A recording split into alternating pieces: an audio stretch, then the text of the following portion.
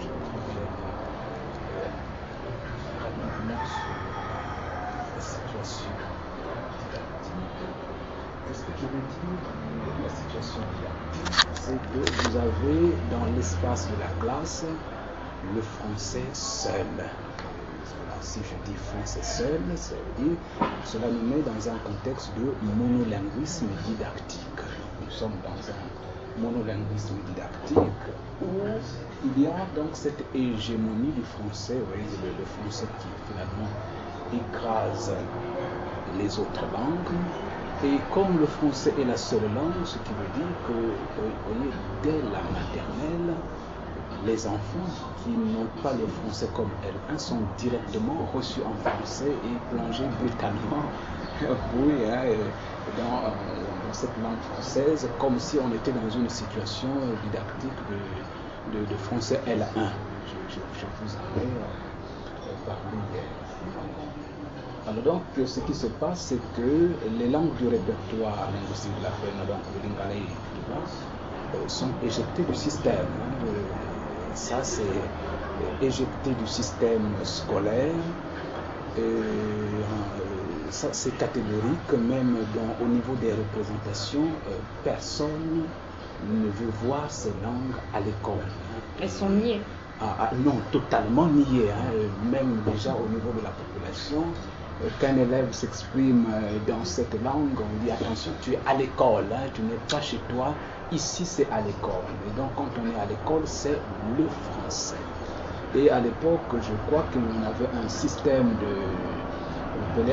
un symbole où finalement les élèves se surveillaient entre eux avec un objet répugnant, ça peut être un objet pourri. Voilà, si tu oses parler dans ta langue, dit celui-là, on dit monsieur, il a parlé en patois. Et dans ce cas, on vient te mettre l'objet, voilà, donc ça tombe sur toi. Et donc toi aussi, tu circules partout pour veiller, si tu peux attraper quelqu'un qui ose s'exprimer dans la langue maternelle ou dans la langue nationale. Donc cela finalement a créé des représentations, vraiment des représentations même au niveau des parents. Donc la langue nationale, elle n'est pas la bienvenue à l'école. Et même il y a des ménages où la langue nationale, c'est en quelque sorte une langue qui va vous retarder.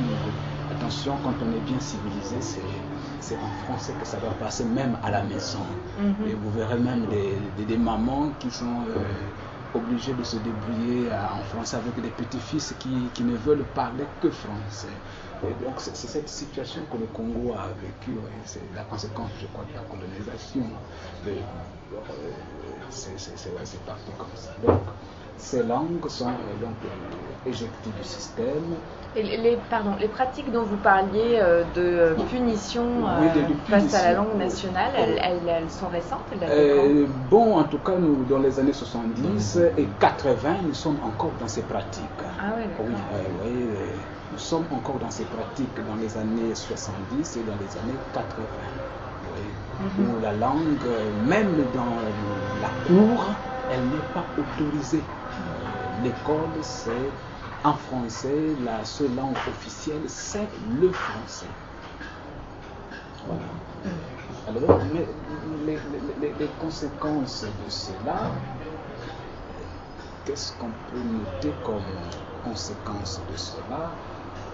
J'ai noté une déperdition scolaire des apprenants qui sont mis en quelque sorte sous conditionnement sur l'école primaire. Et, bon, vous arrivez à l'école, vous parlez une langue à la maison et vous allez entendre un enseignant qui vous parle en français. Parfois vous entendez pour la première fois que vous comprenez, que vous ne comprenez pas, tout se passe en français, c'est à vous de vous débrouiller comme ça et à comprendre. Et ça et aussi l'autre phénomène que je vais souligner, c'est des phénomènes de bifocalisation, c'est-à-dire normalement, l'apprenant qui quitte la maison est déjà chargé d'un certain nombre de savoirs endogènes, je crois ça. Mais ces savoirs ne sont pas pris en compte à l'école. Il arrive à l'école comme quelqu'un qui est totalement vide. Au fond, donc on ne tient pas compte de ses acquis intérieurs. Alors donc, les quelques tentatives de rémédiation. Comment le système a essayé de remédier tout ceci? Alors, la première tentative, c'est voilà, le recours occasionnel à la L1 dans une perspective de complémentarité, de subordination. Ça, je vais clarifier. Quand on a constaté beaucoup de catastrophes, qu'il y avait des élèves qui ne comprenaient pas trop, un premier texte qui avait été pris, qui autorisait quand même de recourir à la langue, à la L1 de l'apprenant, dans certaines situations pour décompter les difficultés. Donc, on constatait que les gens sont réellement bloqués, mais ce n'est qu'à ce moment, accidentellement, pour permettre au savoir d'avancer, vous êtes obligé de recourir à la L1 de l'apprenant. Bon, mais ça a permis l'entrée dans le système même des chants, je crois. Il y a des chants en langue nationale qui sont quand même entrés dans le système. Et donc, à partir de là, déjà dans les années 90, on peut voir dans les écoles des enseignants qui peuvent expliquer une partie en langue nationale quand les élèves ne comprennent pas. Quand ils se sont bloqués, il est obligé de faire des glissements dans la langue nationale. C'est des activités de langue. On travaille sur l'orthographe grammaticale, l'orthographe d'usage, la grammaire, la conjugaison. Tout cela constitue des activités de langue. Alors, qu'est-ce qui s'est fait? Donc, avant, nous étions dans des programmes par contenu. Des enseignants qui étaient, ça ne sait plus, je ne peux pas vous parler de ce que ça veut dire, un programme par contenu, des approches, comment ça se fait, des approches expositives de savoir, où on se plaisait à venir édicter des règles, à faire chanter des règles. Nous avons eu au Congo des chants, des règles de grammaire, ça existe. Comment mieux accorder? Il faut un chant sur l'accord du participe passé que l'élève doit maîtriser, peut-être quand il sera en face d'un phénomène d'accord. Eh bien, il n'a qu'à fredonner son petit chant sur la règle, peut-être. Alors, mais oui, tout cela n'a rien donné. On a enseigné, on a fait avaler des pages de conjugaison. On se dit, vous êtes punis. Vous recopiez la conjugaison au moins 50 fois, 20 fois, dans l'espoir que au moins cette conjugaison serait bien stabilisée. Oui. Et donc, on a eu des élèves qui sont capables de vous conjuguer des verbes, capables de vous réciter des verbes même dans le sommeil.